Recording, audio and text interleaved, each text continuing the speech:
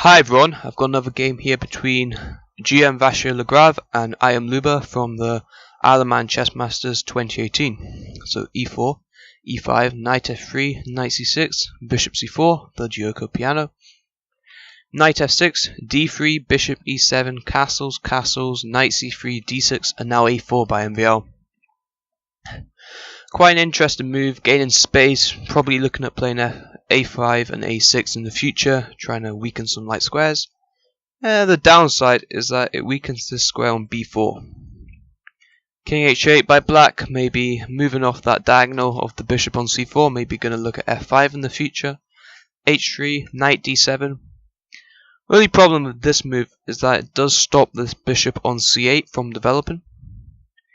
a5 by white, maybe looking at playing a6 like I said before. And if black plays a6 himself, then you could say that this pawn on a5 is freezing the pawn on a6 and the pawn on b7. White would maybe play knight d5 and have quite a comfortable position. So instead, after a5, knight b4. And now MVL looks at his position. He looks at the knight on c3 and he thinks that knight can be a bit better. So he plays knight e2. And he's moving that knight to f5, which is a nice square. c5 by black, gaining space, but it does weaken the light squares quite a bit. Knight g3, and now knight b8. c3, knight 4 to c6. So yeah, black's knights are tripping over each other a bit here. The knight on b8 is not very well placed, and the knight on c6 stops it developing to a natural square. In fact, that knight on b8 started on g8. Queen a4, bishop e6, and now knight f5 by MVL. Quite an interesting move. Bishop takes f5, e takes f5. So black has given up his light squared bishop, and white is going to capitalize on those light squares. d5, which does initially look quite good, getting a strong center. But MVL saw it coming. He played a6, and this is quite a nice move. And yeah, he's just chipping out the light squares here. If d takes c4, then a takes b7. The rook on a8 cannot move, so white's going to win an exchange. If b takes a6, then just bishop takes a6, and white just has a lot of pressure on the light squares here. For example, queen c7 to stop bishop b7, bishop b5, keep a hold of that bishop, a6, queen a2. The bishop cannot be taken because the pawn is pinned to the rook. And white would play bishop a4, bishop b3, and this point on d5 is looking a bit weak. And finally, if knight takes a6, then just bishop takes a6, and white's going to win a piece. So black played b6, but bishop b5, yeah, black misses the light squared bishop here. Queen d6, rook e1, putting pressure on e5, bishop d8, and now the bishop's off that diagonal, b4 by MVL, striking out. C takes b4, c takes b4, and the pawn cannot be taken. Queen takes b4, bishop takes c6, and that's going to win a piece. If knight takes b4, then just bishop a3, pinning that knight to the queen, bishop e7 to defend, but now rook takes e5. You cannot stop rook takes e7, followed by bishop takes b4.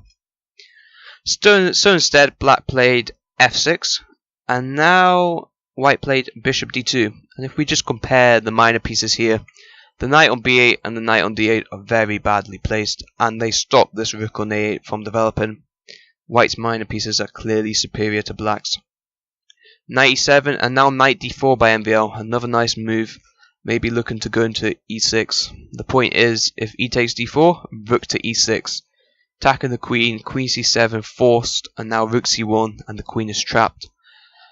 Black would have to give up the knight like this, but here white would be just completely dominating, and in fact just winning because the rooks are so powerful. So instead, after knight d4, rook to g8 by black, and now another nice move, bishop e8. The knight still cannot be taken because of rook e6 and rook c1, and white is threatening knight to b5, which would trap the queen. So knight takes f5 by black, clearing some squares for the queen, and after knight takes f5, queen e6, black's going to regain the piece because they are forking the knight on f5 and the bishop on e8. And MVL correctly chooses to keep the bishop because, yeah, it's just so much pressure on the light squares here. And after queen takes f5, look at the knight on b8, it cannot move, and thus the rook on a8 cannot move. So this is just clearly good for white. Rook ac1, get the rook on the open file, g5, queen c2, and now bishop e7.